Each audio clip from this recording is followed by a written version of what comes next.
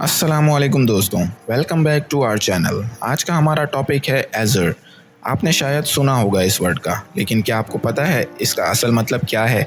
चलिए शुरू करते हैं। तो दोस्तों, एज़र का असल मतलब है आसमान। जी हाँ, वही नीला आसमान जिसे हम एज़र कहते हैं। जब आप बाहर जाते हैं और आसमान में सिर्फ नीला दिखाई देता है, तो आप कह सकते हैं आज का आसमान बहुत ही एज़र है।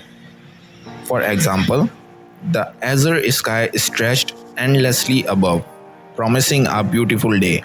अब एक और एग्जांपल लेते हैं माइक्रोसॉफ्ट एज़र की। ये एक क्लाउड कंप्यूटिंग प्लेटफॉर्म है। इसका यूज़ आप अपने एप्लीकेशंस होस्ट करने, डेटा स्टोर करने और बहुत कुछ करने के लिए कर सकते हैं।